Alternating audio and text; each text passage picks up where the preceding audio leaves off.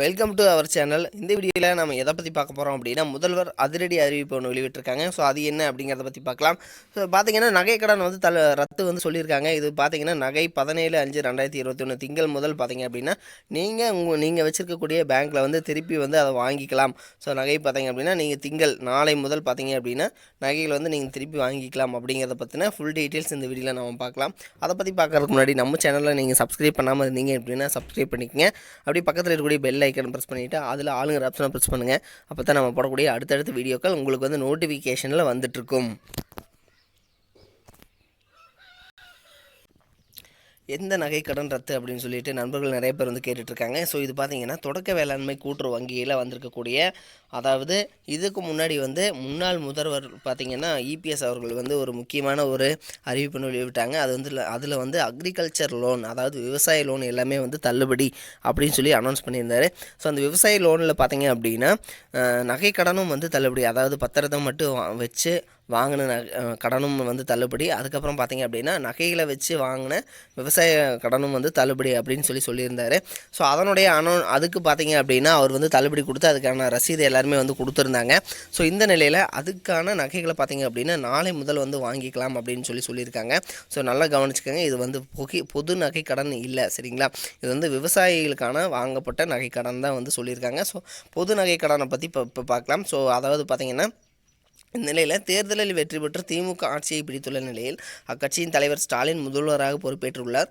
இதனால் முன்னாள் முதல்வர் இபிஎஸ் சட்டசபையில் அறிவித்த 6 சவரன் நகைக்கடன் தள்ளுபடி செய்யப்படுமா அல்லது திமுகவின் வாக்குறுதியான 5 சவரன் தள்ளுபடி செய்யப்படுமா என்ற குழப்பம் பலரிடம் எழுந்துள்ளது அப்படின்னு சொல்லியிருக்காங்க. அது மட்டும் இல்லாமல் இது குறித்து கூட்டுறவுத்துறை அதிகாரி ஒருவர் கூறுகையில், கூட்டுறவு வங்கிகளில் நடப்பாண்டு ஜனவரி வரை 5 சவரன் வரையும் 6 சவரன் வரையும் வழங்கப்பட்ட கடன் நிலுவை விவரங்கள் சேகரிக்கப்பட்டு உள்ளன.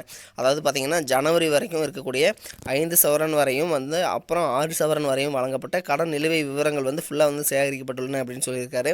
புதிய அரசு எந்த அளவிலான நகை கடனை தள்ளுபடி செய்ய உத்தரவிடுகிறதோ அதை செயல்படுவதற்கான பணி விரைந்து மேற்கொள்ளப்படும் என்றார் அப்படின்னு வந்து சொல்லியிருக்காங்க. அதாவது ஜனவரி வரைக்கும் பார்த்திங்கன்னா 5 சவரன் மற்றும் 6 சவரன் வரையிலான அந்த விவரங்கள் வந்து சேகரிக்கப்பட்டுள்ளன, அந்த லிஸ்ட்டு, சரிங்களா? யார் யார் வந்து வாங்கியிருக்காங்க, எவ்வளோ அமௌண்ட் வாங்கியிருக்காங்க, டோட்டல் அமௌண்ட் எவ்வளோ அப்படிங்கிறது வந்து அந்த லிஸ்ட் வந்து எடுத்திருக்காங்க. 5 சவரனுக்கு எடுத்திருக்காங்களாமா, 6 சவரனுக்கு எடுத்திருக்காங்க போல். ஸோ அதனால் பார்த்திங்க அப்படின்னா இந்த அரசு பார்த்திங்கன்னா எந்த சவரன் எவ்வளோ சவரன் வரையிலான நகை தள்ளுபடி செய்யப்படுதோ அதுக்கு பார்த்திங்கன்னா உடனடியாக வந்து தள்ளுபடி செய்வாங்க. ஸோ இது வந்து பொது நகை கடன்.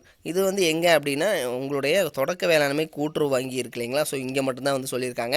இது மாதிரியான தேசிய வங்கிகள், அதாவது state bank of India, Canara bank, அடுத்தது இந்தியன் பேங்க்கு, bank of India, Indian overseas bank, so இது எல்லாமே பார்த்திங்க அப்படின்னா சிண்டிகேட் பேங்க், இது எல்லாமே வந்து தேசிய அளவிலான பேங்க் அப்படின்னு சொல்லுவாங்க. ஸோ இது வந்து இந்த பேங்க்குக்கு வந்து எப்பொழுது வந்து நகை கடன் தள்ளுபடி செய்யப்படுமா அப்படின்னு சொல்லிட்டு நண்பர்கள் கேட்குறாங்க. ஸோ இதுக்கும் வந்து தள்ளுபடி செய்கிறதுக்கான எந்த விவரங்களையும் வந்து அரசு தரப்பில் வந்து வெளியிடலை.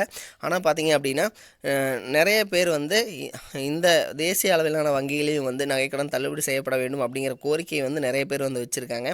ஸோ இதில் பார்த்திங்க அப்படின்னா நீங்கள் உங்களுடைய இது மாதிரியான தேசிய பேங்க்கில் வந்து நீங்கள் நகைக்கடன் வந்து வச்சுருந்தீங்க அப்படின்னாலும், ப்ரைவேட் பேங்க்கில் வச்சுருந்தீங்க அப்படின்னாலும் நீங்கள் வந்து 1100, அது வந்து பார்த்திங்கன்னா சிஎம் ஸ்பெஷல் நம்பர், அது அந்த 1100ங்கிற நம்பருக்கு கால் பண்ணிவிட்டு இது மாதிரி வந்து நாங்கள் கொரோனா டைமில் தான் வந்து நகையை வந்து கடன் வாங்கினோம். ஸோ எங்களுக்கு வந்து வட்டி கூட கட்ட முடியல, எங்களுக்கு வந்து உதவிகரமாக எங்களுக்கும் வந்து இருக்கணும் அப்படின்னு சொல்லிட்டு நீங்கள் வந்து ஒரு ரெக்வஸ்ட் கொடுங்க. கண்டிப்பாக வந்து அதாவது இது மாதிரியான தேசிய அளவிலான வங்கிகளை வாங்கக்கூடிய நகை கடனும் வந்து தள்ளுபடி செய்யப்படும், சரிங்களா?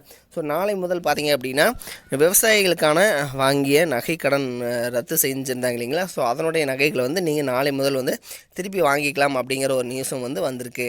ஸோ இது மாதிரியான நகை கடன் தள்ளுபடி, அடுத்து பார்த்திங்கன்னா விவசாய கடன் தள்ளுபடி, கல்வி கடன் தள்ளுபடி, இது மாதிரியான அப்டேட்டட் நியூஸ்க்கு நம்ம சேனலை வந்து சப்ஸ்கிரைப் பண்ணி வச்சுக்கோங்க.